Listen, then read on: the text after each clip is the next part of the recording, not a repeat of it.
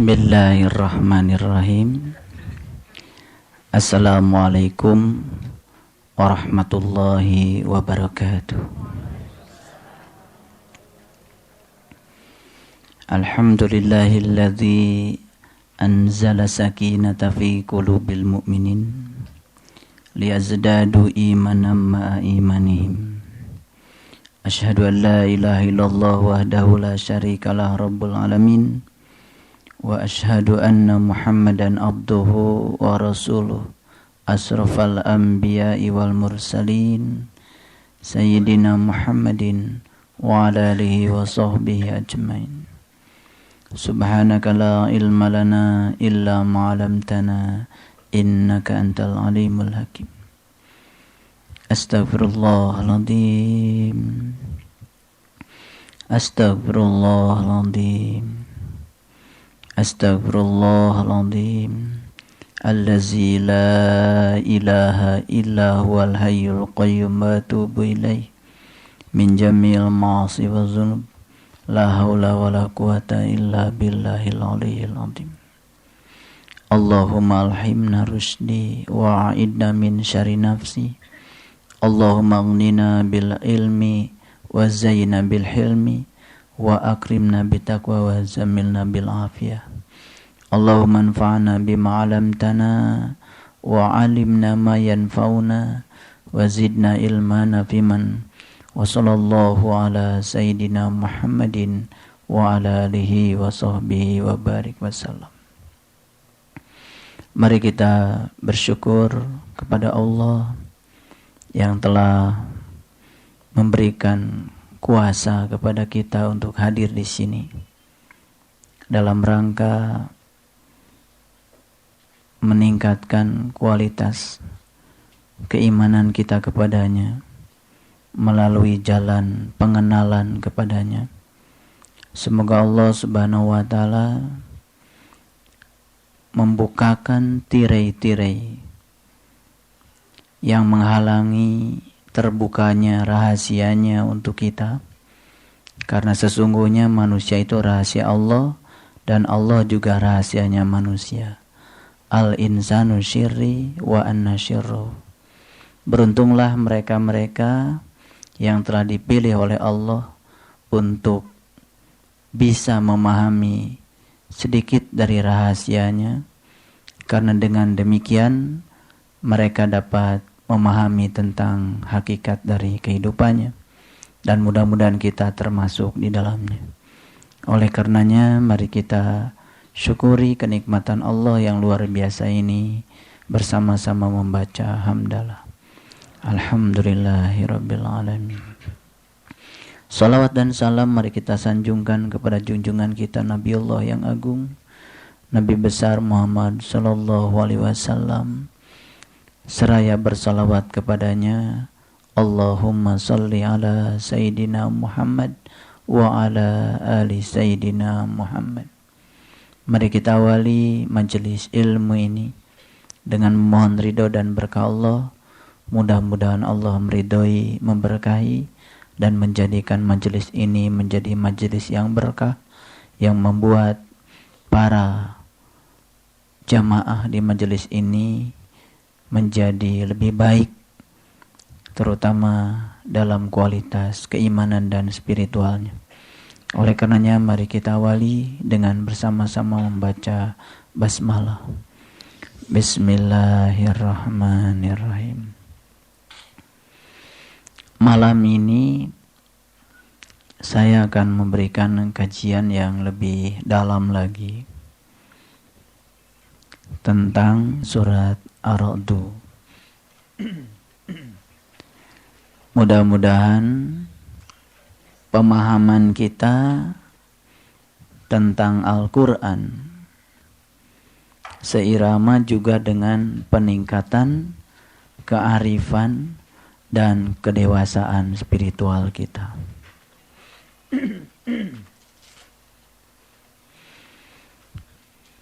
Saya akan coba untuk membuat klasifikasi sekaligus juga mereview supaya kita semua memasuki ayat berikutnya lebih segar lebih mudah, dan saya akan coba klasifikasi ini saya sajikan dalam uraian berikut ini.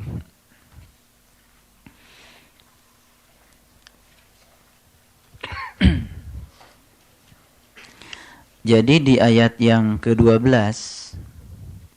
13, 14 dan seterusnya, kalau kita klasifikasi, pertama Allah berbicara tentang kilat. Kemudian Allah juga berbicara tentang halilintar. Dan bagi kita, kata-kata ini sudah menjadi maklum adanya, dan kita memahaminya dari sisi hakikatnya. Nah, setelah kita mendapatkan kilat, kita juga mendapatkan halilintar, ya, ini fase awalnya. Kemudian cerita berikutnya, kita juga disuruh untuk menggunakan kedua telapak tangan untuk mengambil air, ya, dan lain sebagainya. Itu adalah cerita-cerita yang sudah sangat maklum bagi kita.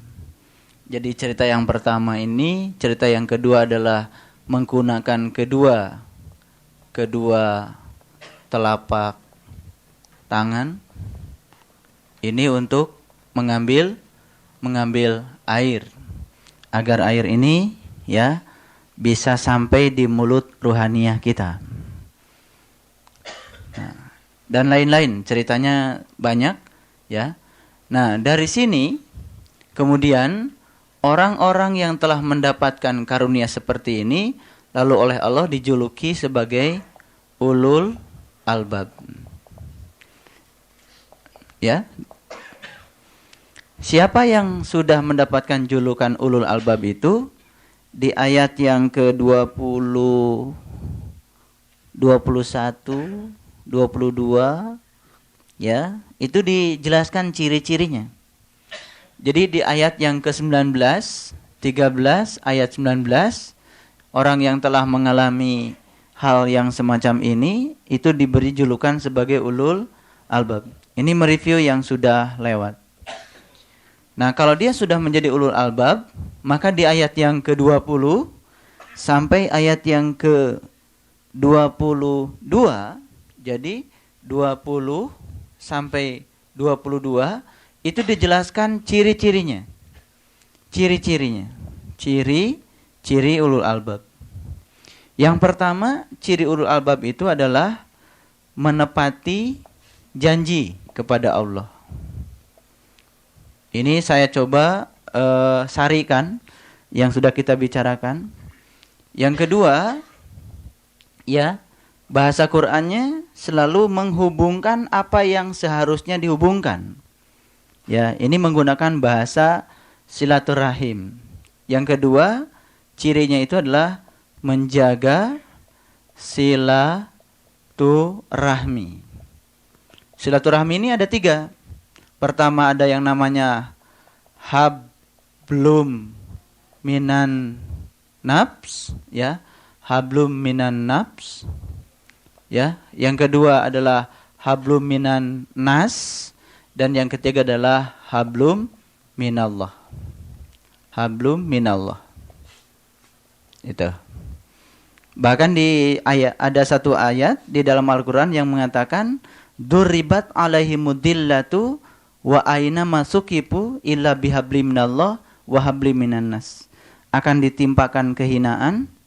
Dillah itu sebenarnya kesesatan kepada orang-orang yang, ya, memutus hubungan silaturahim dengan manusia dan juga dengan Allah. Tuh. Yang ketiga, ciri yang ketiga adalah dia takut kehilangan Allah. Kemudian ciri yang keempat, ya. Ciri yang keempat, dia itu selalu sabar dalam mencari wajah Allah. Dan yang kelima, setelah dia sukses menemukan wajah Allah, baru dia bisa sholat. Melaksanakan sholat. Ya, sholat. Jadi baik sholat secara syariat maupun sholat secara hakikat. Sholat secara syariat itu 5 waktu. Ya, 17 rakaat. Sholat secara hakikat juga melaksanakan yang 17. Yang dampaknya dia mengalami sebuah kondisi yang disebut dengan pelekatan kepada Allah, penyatuan dengan Allah. Baru yang keenam ya, dia mampu melaksanakan infak. Ini baru infak. Jadi sebetulnya infak ini tingkatannya, hierarkinya lebih tinggi dari sholat. Karena kalau sholat itu ya sangat individual. Kesalehannya itu kesalehan individual. Kalau sudah infak itu sudah kesalehan sosial. Gitu. Jadi makanya tingkatannya lebih tinggi.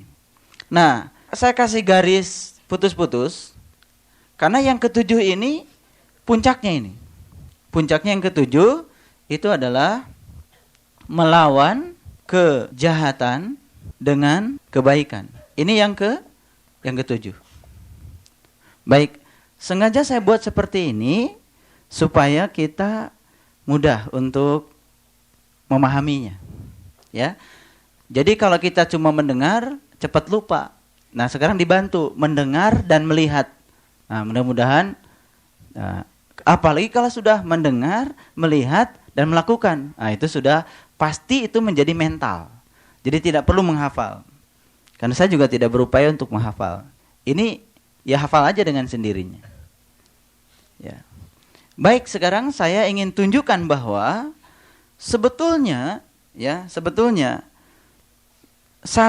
3, 4, 5, 6 ini sebetulnya berjenjang. Ini adalah merupakan suatu hierarki. Artinya jika 1 tidak dijalankan, 2 tidak akan bisa didapat. Jika 2 tidak dijalankan, 3 tidak akan didapat. Jika 3 tidak dijalankan, 4 tidak akan didapat. Jika 4 tidak dijalankan, 5 nggak akan dicapai. Nah, jika 5 tidak dijalankan, 6 juga tidak dicapai. Nah, kalau semua ini sudah sukses dijalankan semuanya dulu, baru puncaknya bisa mencapai yang ketujuh. Yang ketujuh ini sudah berbicara akhlak. Sudah berbicara akhlak. Inilah yang disebut dengan akhlakul kalimahnya Rasul. Jadi tidak ada ya di dalam Islam itu melawan kejahatan dengan kejahatan. Seruan Quran dan seruan Rasul itu adalah melawan kejahatan itu dengan kebaikan. Gitu. Karena kalau kita melawan kejahatan dengan kejahatan, kita juga jadi penjahat. Sama-sama berbuat jahat. Nah, tapi yang ketujuh ini tidak bisa dilakukan kalau dia belum mencapai yang 6 ini. Baik, sekarang saya akan urai sedikit. Yang pertama, menepati janji Allah. Menepati janji kepada Allah. Kalau di Quran ada seruan, penuhilah janji-janjimu. Ini seruan kepada siapa? Kepada siapa? Penuhilah janji-janjimu. Nah, mu di situ siapa? Penuhilah janji-janjimu. Jelas mu di situ adalah orang yang pernah berjanji. Penuhilah janji-janjimu. Jelas. Seruan itu diserukan kepada yang pernah berjanji. Yang belum pernah berjanji, ya tidak bisa. Misalkan kita menagih janji. Kepada siapa? Pada yang berjanji. Ya kan? Masa orang tidak janji, tiba-tiba, lu gimana sih? Tidak menepati janji, kapan gue berjanji sama lu? Coba, belajar fokus. udah tafakur, sudah meditasi, sudah sholat khusyuk, ya, sudah belajar. Kalau ditanya tuh jangan ngawur jawabannya. Saya siapa? Macam-macam. Ya saya pertanyaan kan sederhana. Penuhilah janji-janjimu. Mu di situ jelas diserukan kepada mereka yang pernah berjanji. Makanya di Quran ya banyak statement. Ya ayyuhalladzina amanu aufu bil uqud. Banyak? Banyak nggak atau sedikit? Lah kalau nggak pernah baca Quran nggak ngerti banyak sedikitnya. Tapi percaya nggak sama saya kalau banyak di Quran statement seperti itu? Ya percayalah karena yang ngomong saya kan. Tapi nanti buktikan jangan-jangan saya juga salah ngomongnya. Ya ayyuhalladzina amanu aufu bil uqud. Hai orang-orang yang beriman, penuhilah janji-janjimu. Akad. Gitu. Nah, sekarang saya tanya lagi. Jadi kalau begitu, ya, yang sudah berjanji itu siapa? Sekarang udah panas nih. Orang yang beriman, nggak ngawur lagi. Kan tadi, hai orang-orang yang beriman, penuhilah janji-janjimu. Berarti yang sudah berjanji itu adalah orang yang beriman.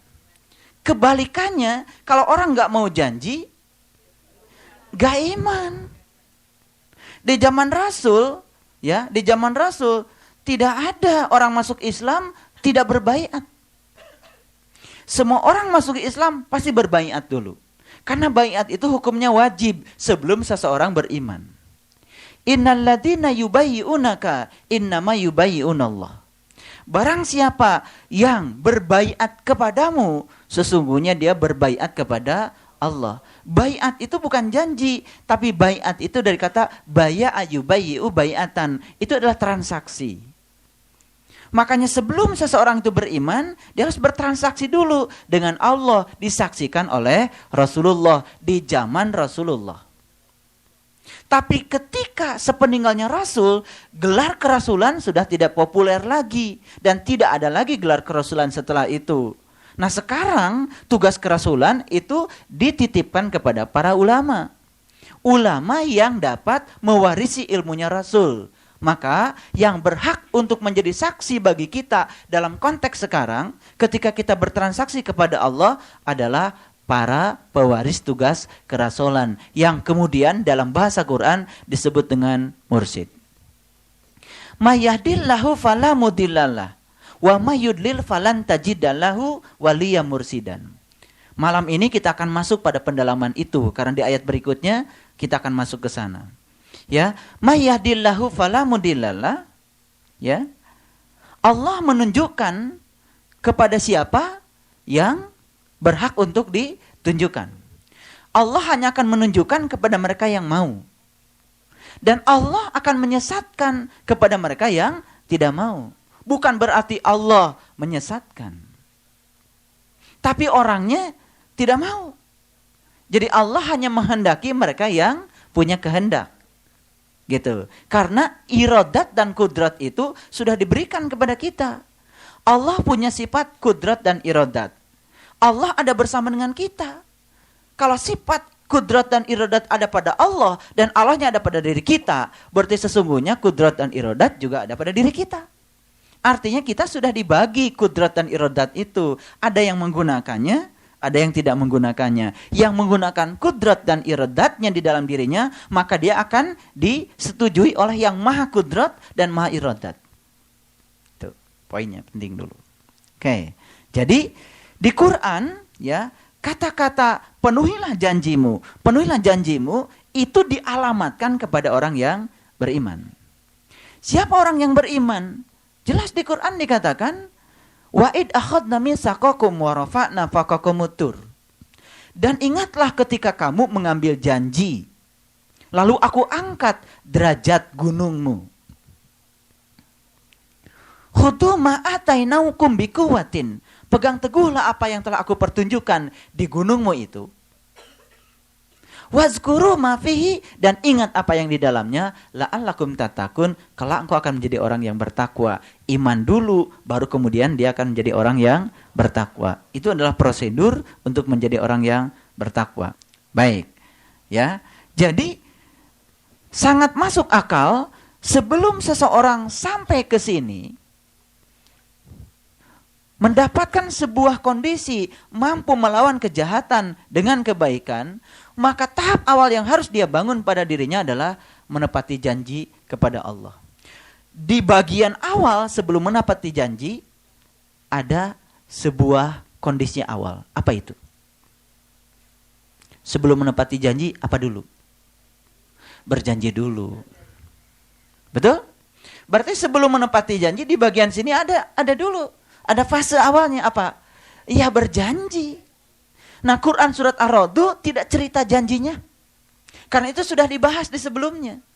Di Quran surat Ar-Ra'd langsung pada konteks menepati janji. Berarti ini untuk mereka-mereka yang sudah berjanji. Oke?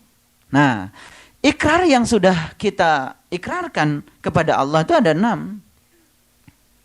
Ada 6.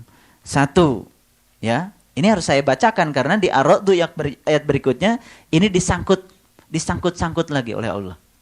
Yang pertama adalah kita ya berjanji untuk menutup aurat keilmuan.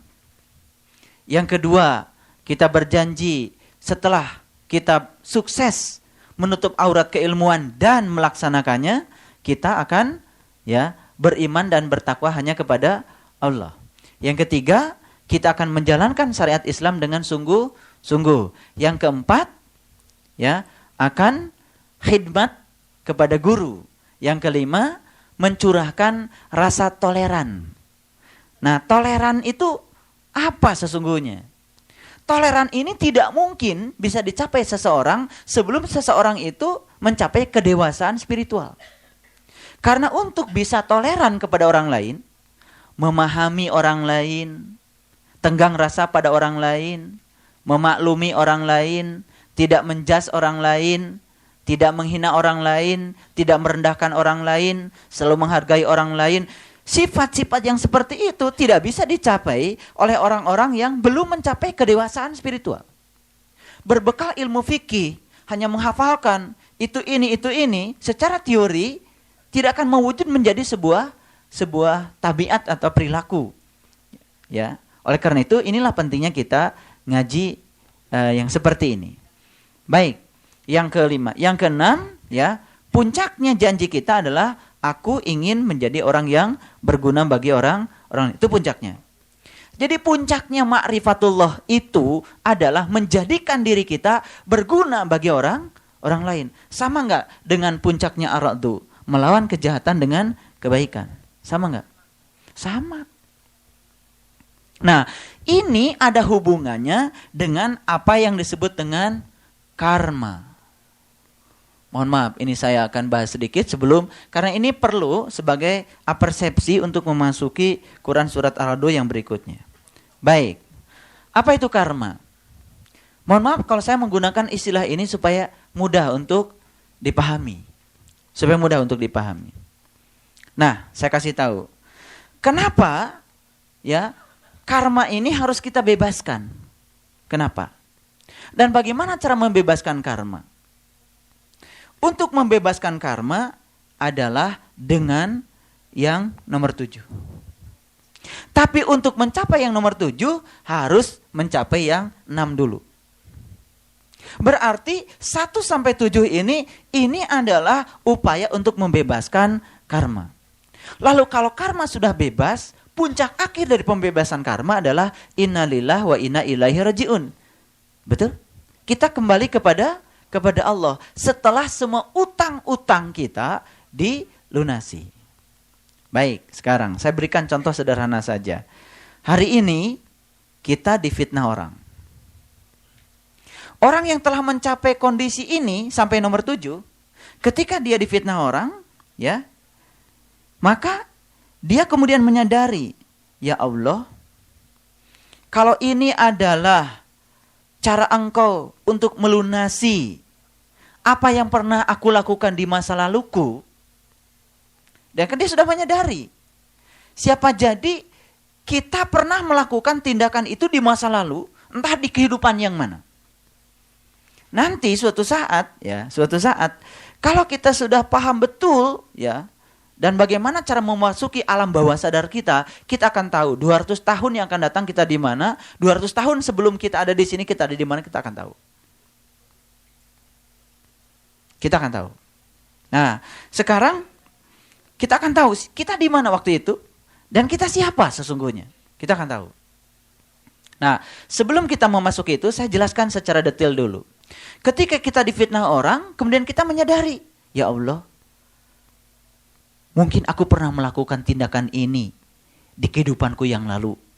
Dan sekarang engkau telah membuktikannya ayat laha maka sabat wa alaiha maktasabat. Itu bahasa Qur'annya. Bahasa sederhananya adalah karma. Engkau sedang melunasi utangku di masa lalu. Ketika kita sadar, sepenuhnya sadar bahwa apa yang terjadi pada diri kita sebagai upaya Allah untuk melunasi utang kita di masa lalu, apa yang akan terjadi? Damai kita? Damai. Tenang kita?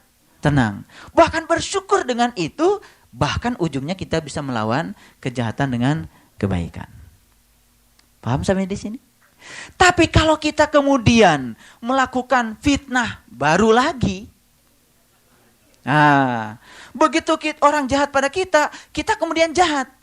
Betul, hutang kita sedang dibayar. Tetapi saat itu kita sedang membuat utang baru. Untuk dituai pada kehidupan yang mending kalau bisa dilunasi lagi di kehidupan yang sekarang. Tapi kalau kita kehabisan waktu untuk menggunakan tubuh ini, karena tubuh ini habis masa kontrakannya dan tidak layak pakai lagi untuk jiwa kita, maka kita harus keluar dari sini. Keluar dari sini kita masih punya utang. Berarti kita akan turun lagi untuk menyelesaikan utang. Maka kita akan terus terjebak dalam konsep lahir, mati, lahir, mati, lahir, mati berjuta-juta kali. Paham maksud saya? Oke. Ya, oke. Jadi mohon maaf. Saya ketika mendapatkan pemahaman ar-raddu itu, ya, menggigil, sering sekali saya menggigil. Karena saya tidak seperti ini, ya. Kondisinya itu luar biasa, sangat luar biasa. Apalagi kalau saya berbicaranya kepada orang yang salah. Kepada orang-orang yang saya anggap sudah cukup dewasa saja, saya berat bicaranya. Karena apa? Ini sudah melampaui paradigma agama kita yang selama ini kita pegang. Dan ini perlu kepercayaan. Jadi tolong jaga kata-kata ini. Saya mencoba untuk membahasakan kira-kira yang bisa dipahami oleh ayahanda dan bunda dulu. Yang kira-kira belum bisa dipahami, saya tinggal dulu. Nanti pada saatnya saya akan bicarakan. Kuncinya cuma satu saja. Mengamalkan yang kita tahu, maka Allah akan mengajarkan apa yang kita tidak tahu. Itu saja. Kuncinya itu. Karena perpustakaan yang paling lengkap ada di sini. Semua ada di sini. Kita bisa buka semuanya. Baik. Subhanallah. Baik, saya akan teruskan lagi. Jadi sebetulnya ketika seseorang sudah mencapai ini, peluang dia untuk terbebas dari karma besar sekali. Tapi ketika orang masih mudah marah, mudah tersinggung, mudah membalas, reaktif, dan lain sebagainya, itu artinya orang itu masih akan terkungkung dalam siklus hidup mati. Pertanyaan yang paling mendasar bagi kita sekarang, saya ingin tanya, kita tuh sebetulnya sudah di mana? Menepati janji, ya, yang 6 itu, apakah kita sudah cukup toleran? Apakah kita sudah cukup paham? Atau kita masih gampang menghukum, gampang menghujat, gampang menghina, gampang merendahkan? Artinya kita belum cukup toleran. Ketika kita mudah berkata-kata, dan kata-katanya itu juga tidak bermanfaat terhadap sebuah peristiwa, dan kita tidak yakin kalau peristiwa itu Allah yang mengatur di belakangnya, kan secara tidak langsung kita sedang menghina Allah. Dan di sini adalah perapihan ini harus dilakukan sekarang dalam kehidupan yang sekarang. Perapihan ini harus dilakukan sekarang. Kalau ini tidak dirapihkan dari sekarang, kemudian terbawa, nah ini di kehidupan yang akan datang, ya lebih sulit lagi. Nanti kita akan masuk nih ke bahasan ar-raddu. Baik, Jadi kalau kita sudah bisa mencapai ini, tolong perhatikan, ini hierarki. Ini dulu ditepati. Baru kita akan masuk ke sini. Baru kita akan masuk ke sini. Baru kita akan masuk ke sini. Bukan berarti sholat tidak penting. Karena ujung dari semuanya itu adalah ini. Oke, sekarang saya akan menggunakan bahasa universal. Ada nggak orang lain yang dalam tanda kutip tidak sholat secara syariat seperti kita, tapi dia memiliki yang nomor 7? Ada? Jadi kalau ada, berarti ada jalan lain di luar ini yang bisa mencapai ini.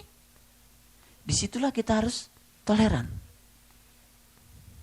Lalu kita menghujat mereka, menghukumi mereka, karena mereka tidak upacara seperti kita. Subhanallah. Mereka upacara.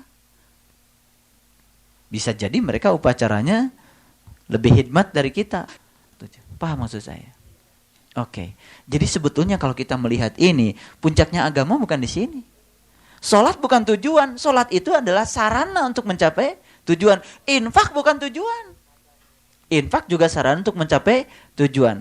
Kalau lihat hierarki ini, infak itu setelah sholat. Betul nggak? Kalau sholat itu kan individu. Kesalehan individu. Kalau infak itu kan sudah bagaimana kita mengalahkan diri sendiri untuk berbagi kepada orang lain. Itu sudah lebih tinggi lagi hierarkinya. Kalau sudah mencapai ini, baru bisa masuk ke sini. Baik, mengerti ini? Nah, bagi mereka yang telah bisa mengalami ini semua, maka Allah akan hadiahkan apa? Hadiahkan ini hadiahnya. Maka ciri ahli surga itu, ciri ahli surga itu ucapannya selalu damai dan mendamaikan. Cocok nggak dengan nomor 7? Cocok. Nah, kalau sudah dapat hadiah itu, maka puncak yang berikutnya adalah diwisuda sama Allah di sini. Wisuda. Wisudanya apa? Allah menyampaikan salamun alaikum bima sabartum. Itu wisudanya. Ya. Jadi ternyata untuk mencapai yang nomor 7 itu diperlukan apa? Satu kata kunci. Yang namanya sabar. Salamun alaikum bima sabartum. Nah, dari semua itu kuncinya cuma satu kata. Jadi yang 7 ini kalau dikumpulkan cuma satu kata. Apa? Sabar. Pantas kalau Allah selalu mencintai orang-orang yang sabar. Ya. Paham? Nah, sebelum wisuda pasti ada ujian sidang dulu kan? Ada ujian sidang. Nah, siapa yang akan diwisuda oleh Allah? Yang sukses mengamalkan ini. Dan ini tidak akan sukses diamalkan di ruangan ini. Ini sukses nanti ketika keluar dari ruangan ini. Tiba-tiba kita dihadapkan pada orang yang menyakiti kita, mungkin menghujat kita, mungkin memfitnah kita, mungkin menzalimi kita, mungkin. Nah, ketika kita dihadirkan peristiwa, kemudian saat itu kita larut, marah, udah gak lulus ujian sidang. Diwisuda? Lah enggak. Nah, ketika kita masih marah, itu artinya ada problem antara 1 sampai nomor 6. Problem di situ. Jadi saya selalu membuat peta Quran seperti ini supaya kita dapatnya itu ngeklik gitu. Jadi saya selalu mengatakan keluar dari ruangan ini ada sesuatu. Tiap hari saya dapat pemahaman yang luar biasa dari Al-Quran ini. Jadi saya pelan-pelan saya keluarkan supaya saya juga tidak menjadi terbebani. Karena ini amanat dari Allah. Nah, ini pun saya pilah-pilah mana yang disampaikan dulu sekarang. Nah, saya kalau terlalu revolusioner nanti bisa kaget. Baru gini aja udah kaget. Ya. Saya mau tanya, luar biasa nggak Al-Quran? Ya, pelan-pelan kita semakin bisa menghargai Al-Quran. Pelan-pelan. Baik, ya. Mudah-mudahan kita setiap hari diwisuda oleh Allah. Mudah-mudahan. Nah, kalau yang mengaminkan itu bersiap-siaplah untuk dapat ujian sidangnya. Amin itu pulang dari sini pasti dapat itu. Dapat. Pasti itu. Ya, di sini belum lulus. Ini baru kelas ini kelas semu namanya. Ya, masih teori. Jadi sebetulnya prakteknya di kehidupan yang nyata. Saya cuma ingin mengingatkan saja. Setidak-tidaknya kalau sudah diingatkan, masa iya gitu kan? Walaupun sempat kelupaan, buru-buru ingat lah gitu ya. Ya kan? Kan saya sudah jelaskan tempo hari, ciri orang yang bertakwa itu bukan orang yang tidak melakukan kesalahan. Tapi orang-orang yang pernah melakukan kesalahan, tapi kemudian dia lebih cepat menyadari kesalahannya. Itu. Baik, sekarang kita masuk pada ayat yang berikutnya. Nah, ayat 25. Orang-orang yang merusak janji ya kepada Allah. Ya. Bukan janji Allah. Janji kepada Allah. Setelah diikrarkan dengan teguh. Betul? Pernah mengikrarkan kita? Kencang mengikrarkannya? Ya. Berjanji itu harus teguh. Sepenuh hati kita. Nah, orang yang setengah-setengah ketika tawajuh, perjalanan spiritual berikutnya pasti nggak beres. Saya bisa menyaksikan dan membuktikan bahwa orang-orang yang selanjutnya perjalanan spiritualnya nggak beres, itu adalah orang-orang yang setengah-setengah memasuki ilmu ini. Kalau setengah-setengah memasuki ilmu ini tidak punya kesabaran, ya, untuk datang ke pengajian saja, itu sudah merupakan suatu berat yang luar biasa. Jadi saya ingin menyampaikan selamat untuk mereka yang begitu mudah bisa datang di sini. Itu adalah harta karun yang luar biasa dari Allah. Saya ingin ingatkan, itu harta karun yang luar biasa dari Allah. Karena apa? Banyak sekali orang yang merasa berat untuk datang ke sini, bahkan merasa tidak penting. Jadi ketika kita diberi yang seperti itu, kita nggak ada apa-apanya. Allah yang telah menarik kita ke sini. Allah yang telah berjasa membuat kita ada di sini. Dan Allah yang mengantarkan saya ke sini. Dan Allah sedang menggunakan saya sebagai kepanjangan tangannya untuk menyampaikan kasih-Nya. Dan yang kita bicarakan ini bukan ilmu biasa. Tapi ini adalah ilmu yang sangat dalam dan luar biasa. Baik, sekarang.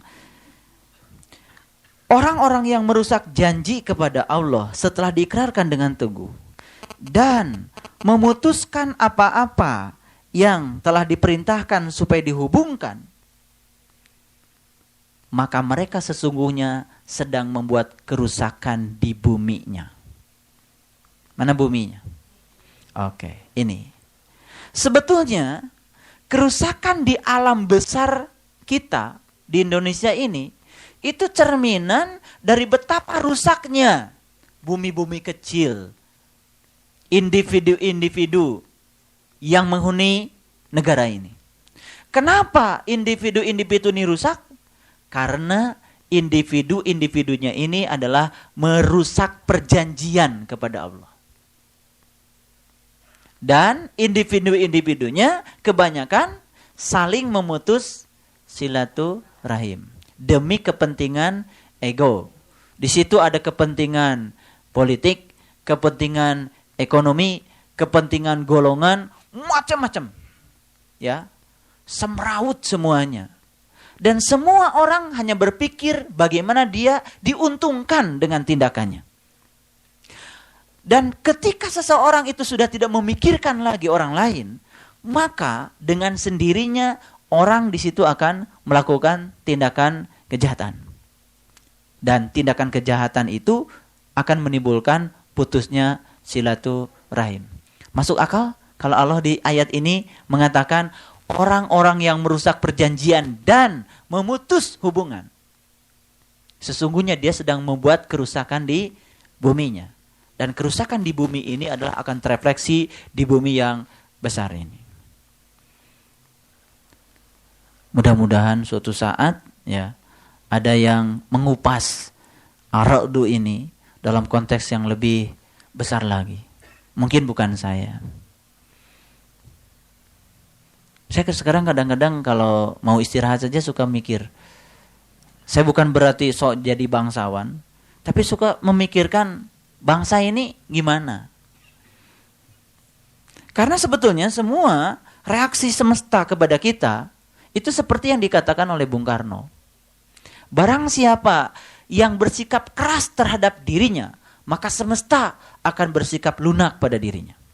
Dan barang siapa yang bersikap lunak pada dirinya, maka semesta akan bersikap keras pada dirinya.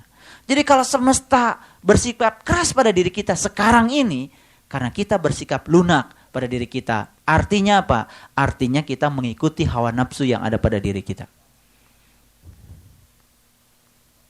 Itu bersikap lunak pemahamannya. Baik, kita teruskan. Nah, orang-orang yang merusak janji, memutus hubungan silaturahim, maka sesungguhnya dia membuat kerusakan di bumi ini. Nah, orang-orang itulah yang akan mendapatkan kutukan. Dan mereka akan diberi kediaman yang buruk. Ini perlu saya kupas. Baik, sekarang pahami kata-kata kutukan. Kutukan itu bahasa Qur'annya di sini adalah laknat. Ya, ulaika lahumul laknatu walahum su'uddar. Laknat itu bahasa Arab, bahasa kitanya adalah kutukan. Jadi kata-kata kutukan ini adalah asli bahasa Quran. Nah, ketika seseorang melanggar janji, kutukan itu yang akan dia dapat dari 3. 1 kutukan dari Allah, 2 kutukan dari para malaikat, dan yang ketiga adalah kutukan dari seluruh orang yang beriman. Itu bahasa Quran. Makanya di dalam Quran dikatakan akan mendapatkan kutukan dari yang mengutukinya. Paham sampai sini? Untuk siapa? Yang merusak perjanjian. Jadi ayat ini berbicara dalam konteks untuk orang-orang yang sudah berjanji. Di sini saya berbicara nggak pakai bahasa mutasabiat, saya pakai bahasa terus terang saja, pakai bahasa yang apa adanya. Supaya kita mengerti. Baik, kita teruskan. Ya, dan bagi mereka tempat kediaman yang buruk. Baik. Kalau ada tempat kediaman yang buruk, berarti ada tempat kediaman yang baik. Tolong jawab pertanyaan saya. Apa sih tempat kediaman yang terbaik? Kalau ada tempat yang baik, ada tempat yang buruk. Apa tempat yang baik? Kan di Quran sudah dibilang oleh Allah. Ini harus ngajawab pakai Quran. Laqad khalaqnal insan fi ahsani taqwim. Sesungguhnya aku telah menciptakan suatu tempat yang amat sangat sempurna bagi insan. Mana tempat itu? Ini. Jadi tempat yang baik itu apa? Ya tubuh kita ini. Jadi sekarang kita sedang diberi tempat yang terbaik oleh Allah. Karena di tempat inilah kita bisa menembus sempadan langit. Di tempat inilah kita bisa menembus lapisan-lapisan langit sampai ke Sidratul Muntaha untuk bisa bersimpuh di hadapan Allah.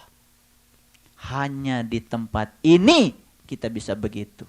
Begitu kita kehilangan tempat ini dan kita belum bisa menyelesaikan tugas dari Allah, maka selanjutnya kita akan diberi tempat yang di luar ini. Itulah tempat yang buruk. Paham sekarang? Subhanallah. Jadi sekarang ini kita sedang diberi tempat yang terbaik oleh Allah. Tapi tidak semua orang menyadari kalau dirinya itu sekarang sedang memiliki sebuah kediaman yang baik. Hanya orang-orang yang tahu betapa luar biasanya tubuh kita. Mereka-mereka yang tidak tahu tidak pernah menjaga tubuhnya. Di tempat ini kita bisa naik gunung. Di tempat ini kita bisa menemukan gua sejati kita. Di tempat ini kita bisa menyaksikan bagaimana Ar-Ra'd bertasbih kepada Tuhannya. Yusabbihu Ra'd bihamdihi. Di tempat ini kita bisa menjulang, menempuh Al-A'la untuk bertasbih kepada Allah. Di tempat ini kita bisa menyatukan pagi dan petang. Di tempat ini kita bisa bersyahadat. Di tempat ini kita bisa melaksanakan haji yang hakikat. Di tempat ini kita bisa wukuf di padang Arafah yang sesungguhnya. Di tempat ini kita bisa bersyahadat. Di tempat ini kita bisa puasa. Di tempat ini kita bisa zakat. Semua baru kita bisa lakukan tempat ini. Begitu kita kehilangan tempat ini, kita akan berteriak kepada Allah. Ya Allah, keluarkan aku dari neraka ini. Niscaya aku akan menjalankan amal soleh yang berlainan dengan yang telah aku kerjakan dulu. Apa jawaban Allah? Tidakkah aku memanjangkan umurmu kepadamu? Dan kenapa engkau tidak berpikir? Tidakkah aku telah mengutus seorang pemberi peringatan kepadamu? Dan kenapa engkau tidak hiraukan? Cukup itu jawaban Allah. Jadi teriakan, ya Tuhan, keluarkan aku dari neraka ini. Itu teriakan di mana? Di akhirat atau di dunia? Iya, di dunia sekarang. Ada anjing ketika dengar azan, dia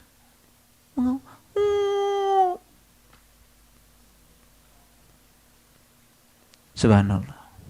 Ngerti sekarang? Sekarang sudah tahu mana surga, mana neraka? Sedang di mana kita sekarang? Sedang di surga. Inilah tempat yang terbaik. Subhanallah. Jadi banyak orang tinggal di surga, tapi kondisinya kondisi neraka. Karena dia tidak bisa menggunakan surga pemberian Tuhan kepada dirinya. Jadi yang ini tuh tidak pernah dia lakukan. Apa yang kita lihat sekarang di masyarakat kita? Sholat sudah, ya kan? Majelis taklim di mana-mana, ya kan? Apakah sudah mencapai yang nomor 7? Subhanallah. Yang mencapai nomor 7 ini jumlahnya amat sangat sedikit. Dan saya bercita-cita mudah-mudahan majelis taklim kita penyumbang terbesar untuk bisa menghasilkan orang-orang yang memiliki karakter nomor 7 ini. Kapan? Saya tidak tahu. Saya tidak memikirkan. Saya memikirkan hari ini saja. Hidup saya sederhana. Ada tukang jam. Dia sedang berdialog dengan jarum jam. Ini namanya juga tukang jam. Berdialog dengan jarum jam yang kecil, mungil. Kemudian kata tukang jam, jarum, mau nggak kamu berdetak 86.400 kali sehari? Berat sekali. 86.400 kali sehari. Berat sekali. Udah, kalau kamu berat, gini aja deh. Mau nggak kamu berdetak 3.600 kali saja setiap jam? Wah, berat. Gimana kalau kamu berdetak 60 kali saja dalam 1 menit? Berat. Sudah, kalau gitu sekarang kamu berdetak aja 1 kali 1 detik ya. Ya sudah, katanya. Dia berdetak 1 kali 1 detik. 1 menit berapa kali? 60 kali. Tapi dia lakonin. 1 jam berapa kali? 3.600 kali. Sehari berapa? 86.400 kali. Hebat nggak jarum jam? Bagaimana dia setahun? Bagaimana dia 5 tahun? Dia terus berjalan, tapi dia tidak memikirkan. Yang penting dia berdetak sekali 1 detik. Ngerti nggak? Masa kalah sama jarum jam? Kita lebih mulia. Nggak usah mikirkan hari esok. Pikirkan saja hari ini. Nggak usah mikirin bangsa ini gimana. Begitu demam sepak bola, semua sepak bola. Gitu kan? Ya. Begitulah kita. Bagus sih. Tapi sampai semuanya menjadi lupa. Tugas hidup kita bukan menjadi juara sepak bola. Bagaimana sepak bola menjadi sarana kita untuk bisa mencapai Tuhan? Sedikit barangkali yang berpikir seperti itu. Sepak bola bisa nggak melahirkan orang seperti ini? Bisa. Yang namanya sportivitas. Coba. Kalau semua supporter sudah memiliki karakter nomor 7, kan tidak ada tawuran. Lah di kita itu supporter harus menang. Sekarang bangsa Indonesia ini sedang demam harus menang.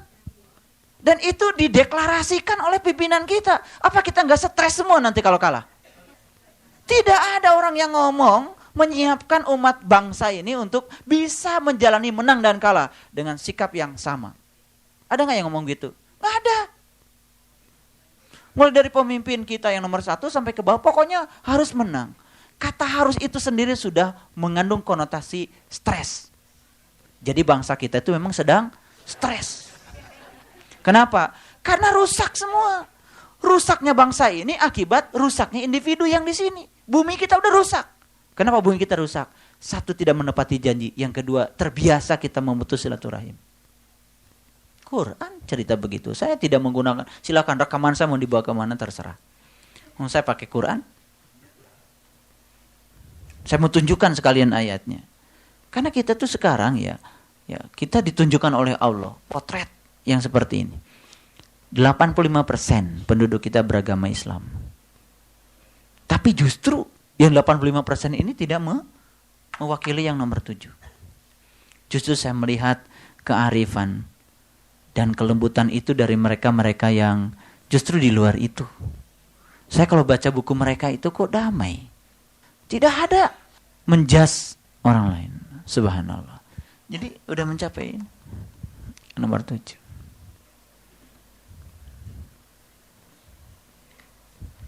Ya. Jadi jangan, kalau mau nonton bola, nonton aja ya. Jangan berpihak. Berpihak itu capek. Ntar stres, nggak bisa makan, nggak bisa tidur gitu. Biasa aja. Nikmati aja semuanya kan. Menang kalah terus dinikmati. Itu hidup. Wahadainahu najdain. Jangan terjebak di 2. Fala aqtahamal aqobah. Cobalah jalan mendaki.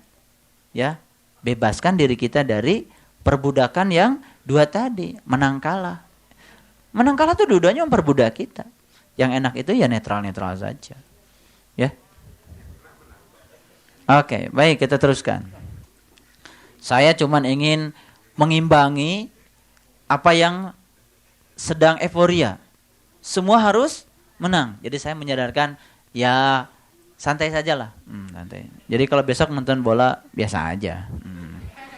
Gitu maksud saya. Jadi supaya minum kopi nggak ke hidung, tetap ke mulut. Itu ada tuh, minum kopi ke hidung katanya, karena saking stres. Karena stres ini sudah tersistematik ya, dipimpin, ada pemimpinnya. Ada pemimpin stres. Iya, lihat saja wajahnya kan stres gitu. Banyak yang pemimpin stres. Beban berat sekali.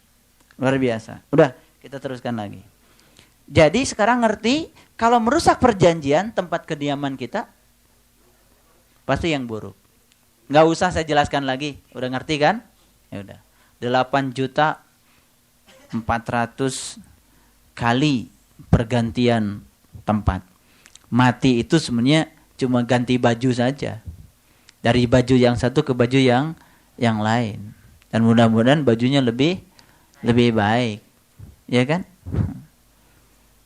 Ya. Jadi sekarang tolong dipahami, kenapa ada orang yang lahir di kolong jembatan? Kenapa ada orang yang lahir ya di tempat yang tidak layak untuk melahirkan? Kalau kita berpikir kehidupan itu sekarang saja, tidak berpikir siklus hidup mati, kita akan terjebak untuk memahami itu. Dan pasti kita akan mengatakan Allah tidak adil. Padahal kalau kita memahami dalam konteks siklus hidup mati, ya memang itu sudah bagian dari karmanya dia.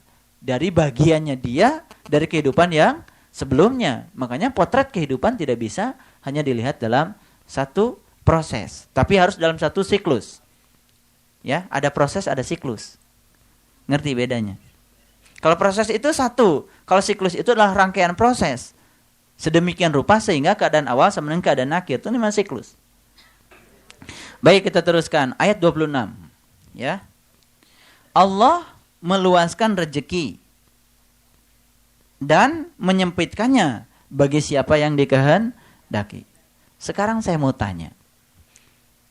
Tolong dijawab.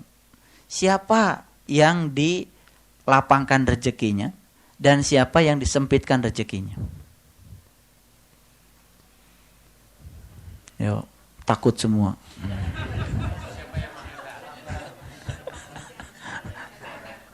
Siapa?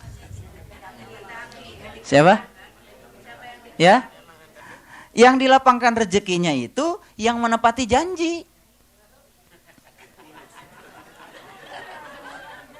Subhanallah.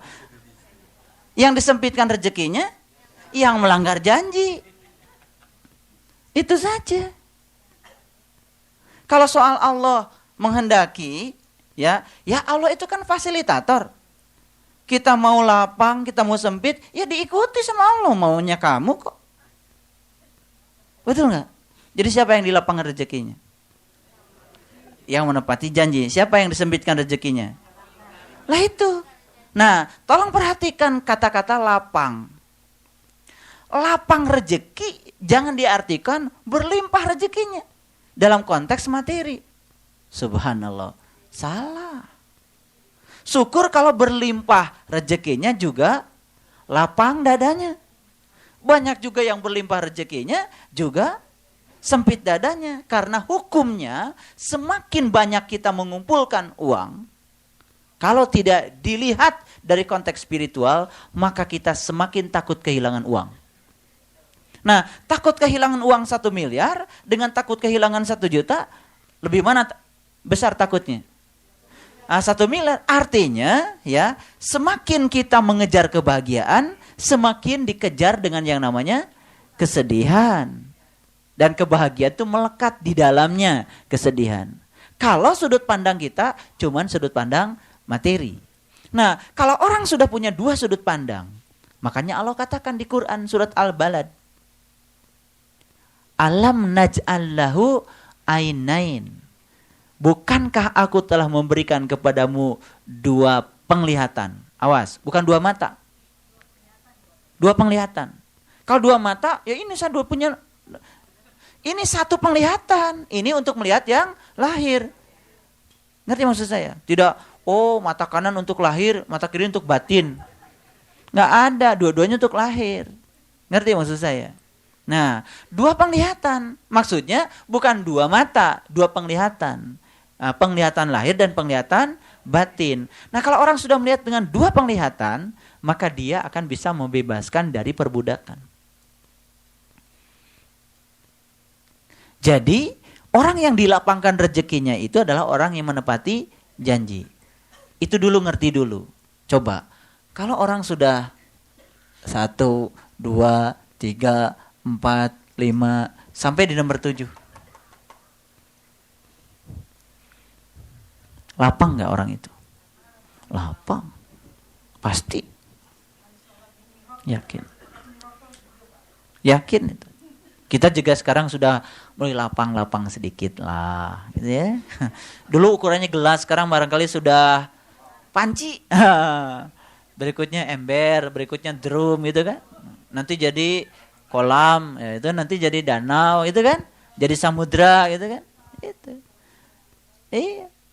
Garam 1 sendok dimasukkan ke gelas, air 1 gelas, dia udek-udek, asin. Sama-sama 1 sendok, masukkan ke ember.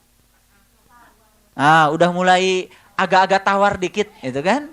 Gitu. Sebetulnya problemnya sama-sama 1 sendok. Nah, cuman tadinya kita cuman punya gelas, sekarang sudah ember, lumayan, gitu kan? Dulu dimarahin orang marah, sekarang udah mulai senyum walaupun agak kesal dikit gitu. Udah lumayan. Lumayan itu namanya pertambahan nilai. Jadi sedikit-sedikit tapi maju lebih bagus daripada tidak sama sekali. Ya, nggak apa-apa. Lambat juga nggak apa-apa. Tapi maju lah. Maju. Yang penting maju lah gitu. Majunya berapa senti? Yang penting maju deh. Ngerti maksud saya? Jadi itu yang penting. Saya selalu memotivasi agar kita semangat. Ya, terus semangat karena sesungguhnya hidup itu Mudah sebetulnya ya kalau kita bisa menangkap makna-makna dari semua apa yang Allah pertunjukkan kepada kita. Baik, sekarang pertanyaannya, saya mau tanya, Bapak Ibu sekarang punya deposito berapa masing-masing?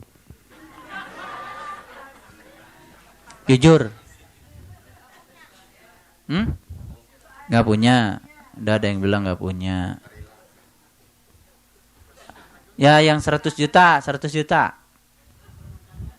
1 miliar. Miskin semua. Pantesan nyumbangnya dikit.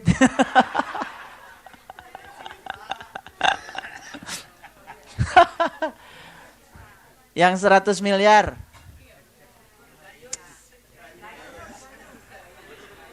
Subhanallah. Kayaknya cuma saya aja yang punya 1000 miliar.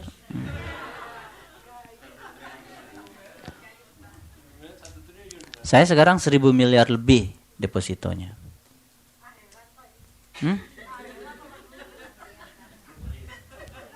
Gak percaya sama saya. Subhanallah. Ada teman saya ya, matanya tiba-tiba buta. Dia punya uang 2 miliar. Dia operasi di Singapura. Habis 2 miliar. Jadi kalau saya sekarang bisa melihat, berarti saya punya lebih dari 2 miliar. 1. Hitung. Baru betul. Dari tadi kemana aja. Iya. Coba baca di koran ya. Tempo hari ada orang diponis oleh dokter itu otaknya kanker. Ya. Dia harus operasinya katanya di Belanda. Ya, perlu dana 10 M itu operasinya. Jadi sekarang saya bisa mikir. Jadi di kepala saya punya berapa? 10 M lebih. Jumlahkan udah berapa deposito saya? Iya. Iya. Subhanallah. Jadi ya, yang namanya rezeki itu kita selalu fokus kepada apa yang disebut dengan uang dan materi. Sampai kita melupakan berapa uang yang Tuhan berikan kepada kita. Yang berwujud kesehatan, kenikmatan, merasakan asinnya garam, merasakan manisnya gula. Berapa M itu? Bayangkan kalau kita hari ini kehilangan rasa, kita punya uang 20 miliar. Apa yang kita usaha? Kita tidak makan uang, tapi berobat kemana-mana sampai habis itu 20 miliar. Bisa jadi begitu? Bisa jadi. Bahkan kalau ada orang yang punya uang banyak, kemudian dia ingin menebus kembali nyawanya supaya tidak keluar dari tubuh ini, mungkin dia bisa beli. Jadi sehat dan kehidupan ini luar biasa. Makanya rezeki itu jangan selalu diukur dengan. Ketika kita mengukur rezeki dengan uang, bersiap-siaplah untuk mendapatkan kesempitan. Padahal kita datang ke tempat ini, dapat pengajian seperti ini. Luar biasa kan karunia Allah. Setelah ngaji, gak iuran juga dapat makan.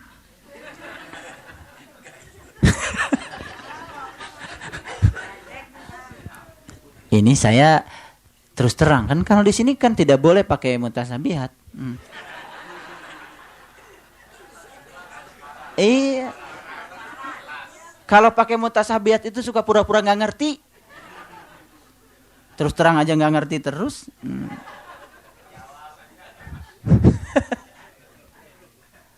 Iya, kan puncaknya ngaji itu adalah akhlak. Akhlak itu kan toleran, ya kan? Kita menjadi punya tenggang rasa. Ya perwujudannya bisa sangat luas. Karena saya selalu mengajarkan, berhenti kita memamerkan keyakinan kita. Berhenti kita memamerkan makrifat kita. Gak penting. Yang harus kita pamerkan sekarang adalah bagaimana kita peduli kepada orang lain.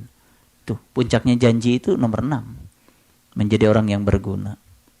Makanya kan Nabi mengatakan, tidaklah engkau termasuk orang yang beriman jika engkau bisa tidur nyenyak sementara tetanggamu tidak bisa tidur karena kelaparan.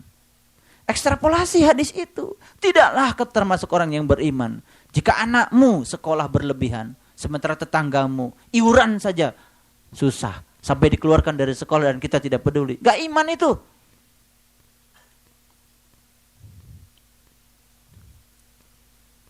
Makanya saya bikin sekolah di Bandung itu. Gedungnya udah bagus. Kalau saya mau bikin sekolah unggulan, saya ahlinya bikin sekolah. Bikin sekolah mahal, saya bisa. Ahlinya mau saya konsultan. Tapi bukan itu. Di sekitar rumah saya itu SD udah nikah. Sekarang alhamdulillah, ya. Mereka bergairah di sekitar situ.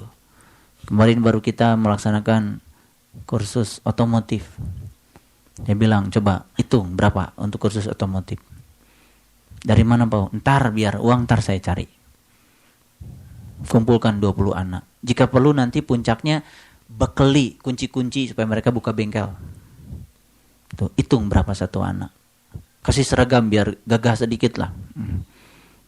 Gitu. Kasih seragam kan, kalau pakai seragam itu kan lagi cuci sepeda motor juga beda semangatnya kalau pakai seragam.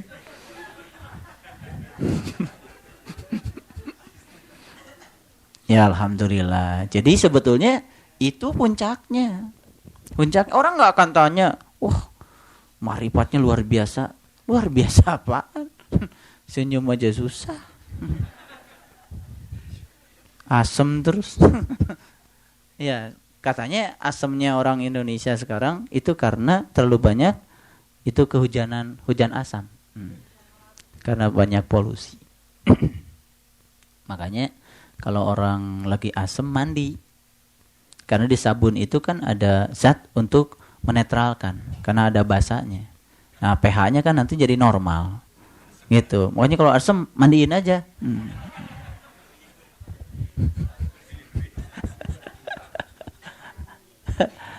Saya barusan ketawa juga karena nggak ada teman di radio, saya putar radio Sonora.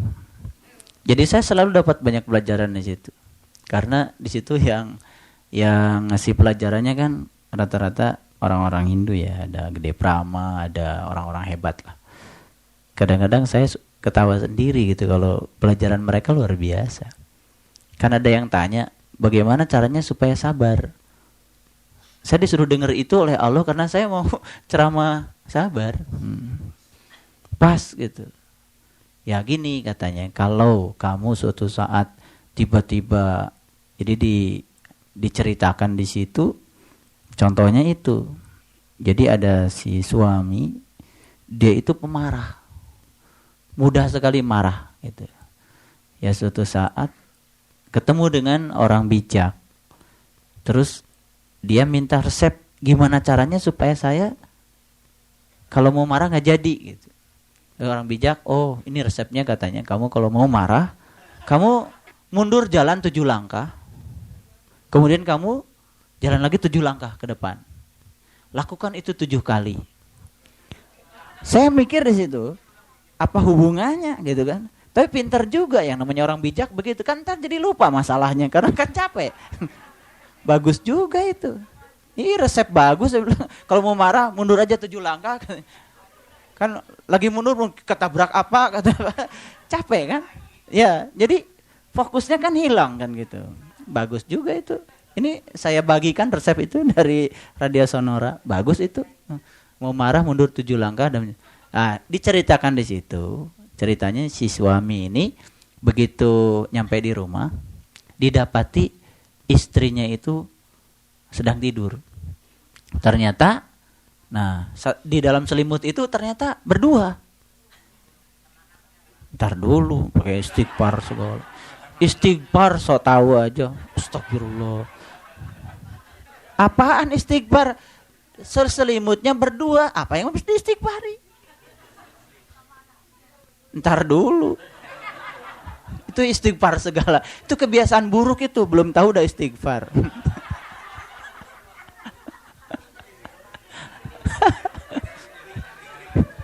Ya, itu kepribadiannya langsung tercermin, itu negatif pasti pikirannya. Subhanallah. Itu belum sukses tuh saya berarti ngajar ngaji di sini. Belum jelas sudah istighfar. Istighfar tuh bagus tapi nggak tepat itu. Saya belum selesai ceritanya udah istighfar. Nah, begitu didapati dia satu selimut berdua itu. Nah, dia mau marah. Dia mau ambil pisau belatinya. Dan kemudian baru ingat. Ya, udah dia mundur 7 langkah. Maju 7 langkah. Mundur 7 langkah. Kan sibuk. Nah, lagi sibuk, istrinya bangun. Lagi apa mas? Ya, begitu. Loh, begitu kebuka selimutnya, ternyata yang seselimut dengan dia itu ibunya. Coba kalau pisau belatinya tadi keburu digunakan, dua-duanya dibunuh kan? Ibu dan anaknya. Untung aja ada ilmu. Mundur 7 langkah, maju 7 langkah, kan jadi bagus. Ngerti nggak? Nah itu baru istighfar. Astagfirullah. Istighfar keduluan tadi. Kecepetan.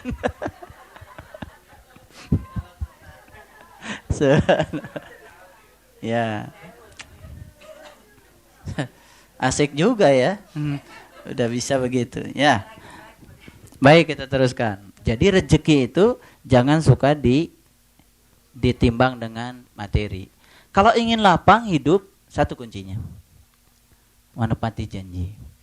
Karena Allah sudah bilang, barang siapa yang mengejar Allah, maka dia akan dapat 2. Dapat Allah dan dunia. Dan barang siapa yang mengejar dunia, dia akan kehilangan dua-duanya. Dia tidak dapat dunia dan dia tidak dapat Allah. Gitu. Ya. Bagaimana mengejar Allah bukan berarti kita meninggalkan dunia. Ya tetap ngaji, tetap kerja. Cuman kerjanya ya biasa aja kerja, yang penting ikhlas. Entar juga pasti semakin tidak mengharap, maka semakin melimpah yang diberikan Allah kepada kita. Kerja ya kerja aja, nggak usah mikirkan berapa gaji saya, berapa duit saya. Kerja aja. Gitu. Sehingga kerja itu menjadi suatu kebutuhan sebagai sebuah bentuk eksistensi diri kita, karena kita yakin bahwa kita lahir ke dunia itu sedang dipakai Allah untuk suatu peran tertentu yang Allah berikan kepada kita. Kalau itu disadari, itu sudah bismillahirrahmanirrahim itu. Walaupun gak baca bismillahirrahmanirrahim, itu sudah lebih bismillah itu. Kalau kita meyakini itu. Nah ini kan kita kebanyakan upacara lalu tidak menyadari bahwa kita itu ada di dunia, peran apapun yang sekarang sedang kita kerjakan, kita sedang dipakai menjadi kepanjangan tangan Allah.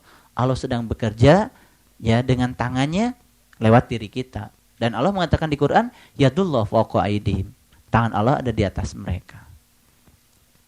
Baik, kita teruskan. Ya. Mereka bergembira dengan kehidupan di dunia. Padahal kehidupan dunia itu ya dibanding dengan kehidupan akhirat itu hanyalah kesenangan yang sedikit. Baik. Sekarang saya tanya lagi. Tolong dijawab. Siapa orang yang hidupnya hanya untuk dunia dan hidupnya untuk akhirat? Siapa untuk dunia, siapa untuk akhirat? Makin sepi aja.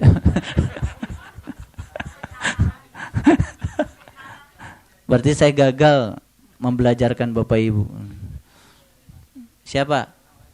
Oh, ngarang itu. Gak tepat. Orang yang menepati janji pasti dia berorientasi akhirat. Orang yang gak menepati janji berorientasi dunia. Nah orang yang berorientasi akhirat dapat dunia gak? Dapat. Mulai sekarang coba kerja itu akhirat. Ya.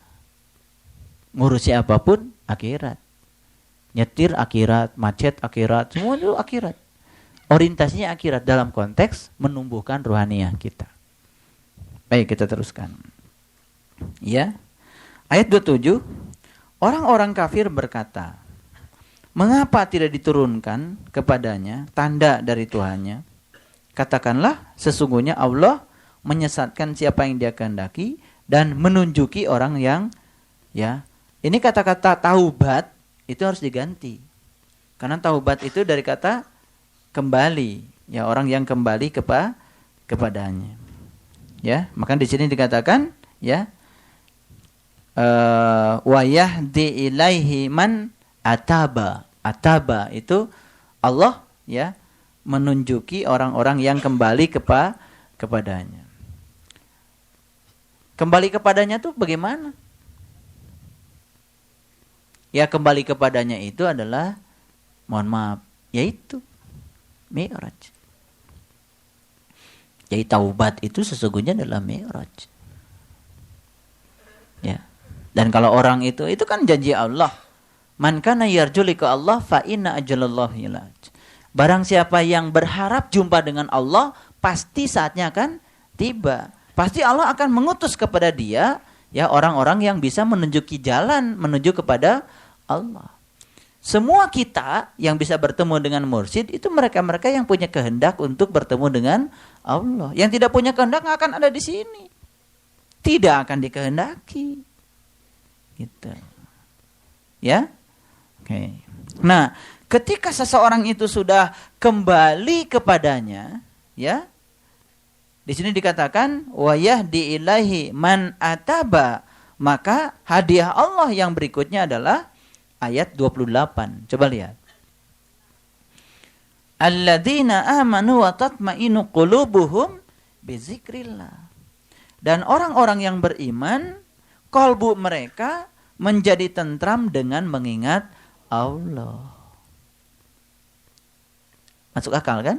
Setelah dia kembali kepada Allah, ya, maka berikutnya dia bisa ketemu dengan Allah, dia bisa mengingat kepada Allah. Nah, orang yang sudah sukses mengingat Allah, pasti kalbunya akan tentram. Maka Allah katakan, ala bizikrillahi wa tatma'innu qulubu. Ya. Dan ingatlah hanya dengan mengingat Allah, hatimu menjadi tentram, kalbumu menjadi tentram. Jadi, ketentraman selain mengingat Allah, itu adalah ketentraman yang semu dan menipu, ya, termasuk ketentraman dunia. Itu semua itu ketentraman yang menipu, ya.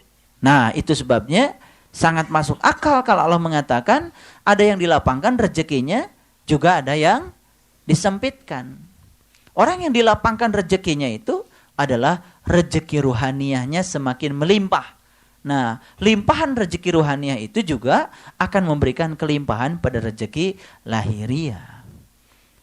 Walaupun ya rezeki lahiriahnya mungkin ya tidak banyak, tapi dia bisa mensyukurinya karena dia tahu bahwa ya rezeki itu adalah hanya sarana untuk mengantarkan dia kepada Allah. Kan intinya sampai kepada Allah. Daripada banyak kemudian kita tidak bisa mempertanggungjawabkannya, bahkan kita tidak bisa ya menjadikan rezeki yang banyak itu sarana menuju Allah. Bahkan banyak manusia yang dipertuhan oleh rezekinya. Artinya waktunya dihabiskan untuk melayani dunianya. Hati-hati. Jadi kalau ada orang, kenapa lo nggak ngaji? Sibuk. Nah, sibuk itu artinya kita sedang dikendalikan oleh waktu. Artinya kita sedang dikendalikan waktu. Harusnya apa? Kita yang mengendalikan waktu. Yang bertanggung jawab atas diri kita ya diri kita. Ya, semua harus kita kendalikan. Pekerjaan kita kendalikan. Betul nggak? Ya, rasa juga harus dikendalikan. Saya sekarang kalau rasa, inginnya saya ada di dekat ibu saya. Karena ibu saya butuh saya. Tapi saya kan punya komitmen. Dan ibu saya juga punya komitmen. Silahkan saja kamu pergi. Ibu nggak apa-apa, ibu sudah menerima apapun. Yaudah. Gitu. Jadi, kita yang harus mengendalikan semuanya. Nah, jadi kebanyakan manusia itu justru dikendalikan oleh waktu, pekerjaan, uang, dan lain-lain. Nah, ketika itu kita sedang membuat kuburan untuk diri kita. Jadi dunianya sedang ya menjadi kuburan bagi kita. Makanya itu yang namanya leher kita dibelenggu kan. Bahasa Qur'annya leher kita dibelenggu. Nah, biasanya kalau yang lehernya diikat siapa? Ya itu. Baik, kita teruskan ya ayat yang 29. Nah, alladzina amanu wa amilus solihah tubalahum wa husna ma'ab. Ini ini yang kita cari. Orang-orang yang beriman dan beramal soleh. Jadi iman saja nggak cukup, tapi harus beramal soleh. Ya, yang sudah dapat ilmunya, ya amal soleh ya amalkan terus. Amal soleh itu adalah cara menemui Allah. Nah, nanti imannya itu semakin dalam dengan mengamalkan amal soleh. Orang-orang yang beriman dan beramal soleh, bagi mereka kebahagiaan dan tempat kembali yang baik. Kan ini lawan dari ayat 25, ya kan? Ya, subhanallah, tempat yang baik. Tempat yang baik.